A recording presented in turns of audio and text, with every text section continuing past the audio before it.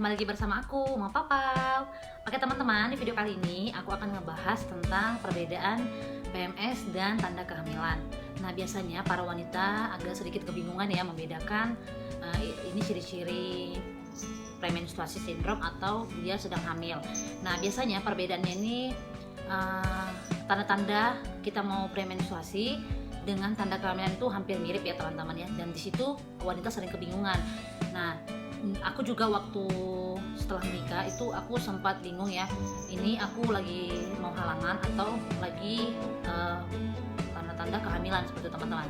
Nah, di video kali ini aku akan jawab pertanyaan para wanita yang merasa kebingungan. Oke, yang pertama adalah bercak darah teman-teman. Nah, di sini perbedaan bercak darah PMS dengan bercak darah tanda kehamilan, yaitu aku bahas dulu bercak darah pada PMS itu biasanya terjadi sampai waktu dia menstruasi. Jadi bercak darah itu akan timbul pada tanggal dia menstruasi biasanya seperti teman-teman.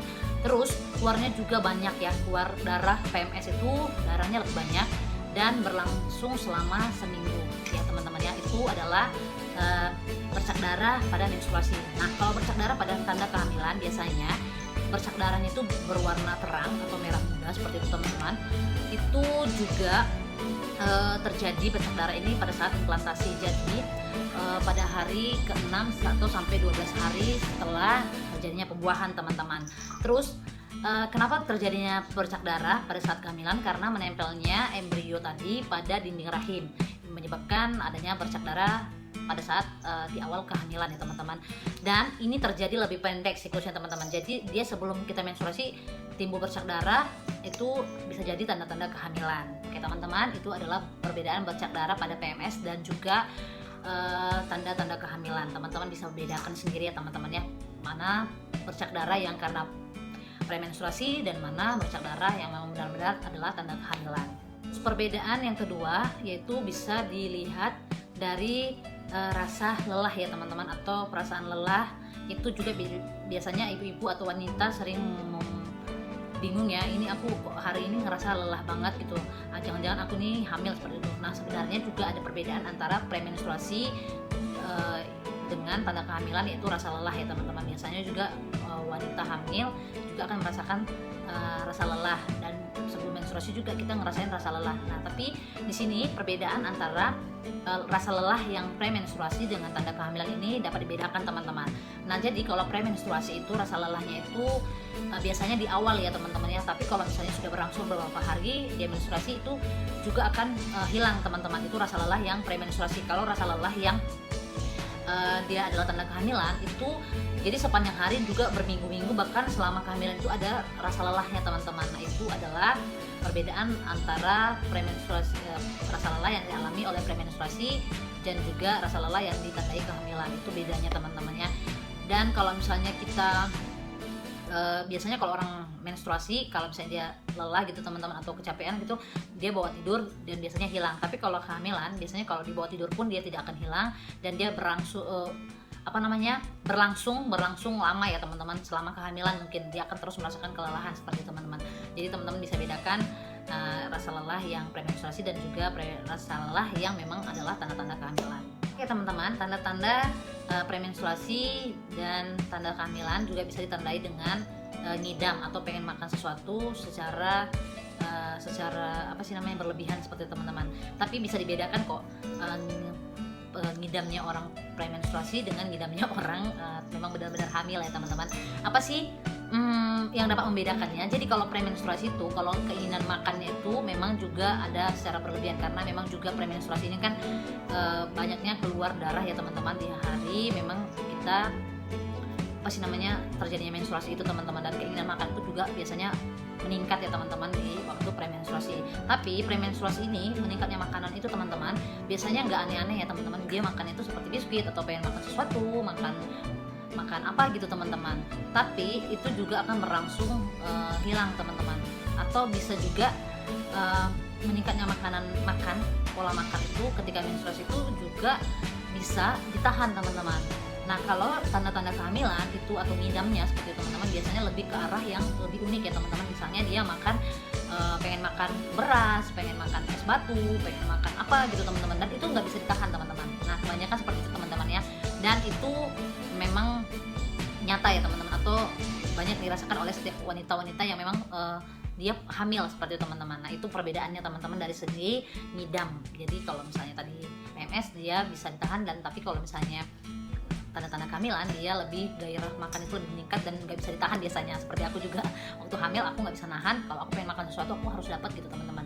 Oke teman-teman, itu dari segi ngidamnya ya teman-teman. Nah mual muntah teman-teman, jadi kalau pada wanita yang premenstruasi itu biasanya tidak terjadi ya mual muntah, itu hanya terjadi pada wanita hamil. Jadi kalau misalnya dia ngerasain mual-mual seperti itu dan mualnya itu parah banget atau mualnya itu sangat menyiksa, itu bisa jadi teman-teman bisa hamil seperti itu. Nah biasanya kalau mual muntah ini kalau pada kehamilan itu biasanya disebut dengan morning sickness teman-teman. Nah itu adalah salah satu tanda-tanda kehamilan. Nah mual muntah ini biasanya di pagi hari ya teman-teman ya, dan juga ada yang malam hari, cuman kalau lebih sering itu ke pagi hari teman-teman.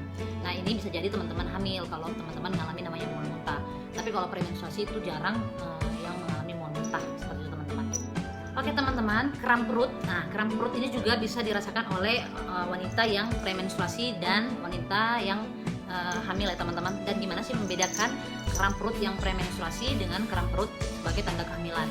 Nah kalau kram perut pada wanita PMS atau premenstruasi sindrom ini biasanya berlangsung tidak lama ya teman-teman. Biasanya sih terjadi itu cuma 1 hari seperti itu teman-teman, atau bisa juga dalam beberapa hari seperti itu teman-teman. Juga dalam sepanjang siklus menstruasinya itu bisa juga ngerasain namanya kram perut.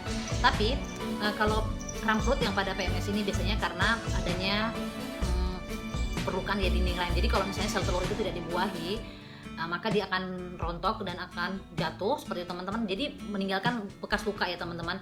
Nah seperti bekas luka parut, dan itu kram perut itu biasanya karena kontraksi rahim ya teman-teman yang terjadi. Jadi kalau dia seperti misalnya dia sudah menempel gitu, terus karena tidak adanya pembuahan dia akan jatuh dan rahim itu akan melakukan kontraksi, dan itu yang menyebabkan biasanya kram perut pada wanita menstruasi. Tapi kalau misalnya kram perut pada wanita hamil atau tanda-tanda kehamilan itu biasanya disebabkan karena perlekatan embrio tadi pada dinding rahim ya teman-teman, dan itu akan berlangsung lama ya teman-teman ya. Kram perut biasanya terjadi di bagian perut bawah, di bagian punggung belakang, dan juga biasanya itu kram perut itu biasanya selama kehamilan terjadinya teman-teman, seperti itu teman-teman. Itulah perbedaan. Kalau premenstruasi dia dalam berapa hari juga akan berangsur hilang selama atau kram perutnya itu terjadi selama menstruasi seperti itu teman-teman, dan akan hilang setelah menstruasinya selesai. Tapi kalau misalnya tanda kehamilan, dia itu kram perutnya akan berlangsung selama kehamilan. Nah itu perbedaannya ya teman-teman ya. Jadi teman-teman bisa bedakan mana kram perut premenstruasi dan mana kram perut yang memang adalah tanda kehamilan. Oke teman-teman, sekian dulu video dari aku. Semoga teman-teman nggak penasaran lagi ya, apalagi buat para wanita yang sangat menantikan kehamilan.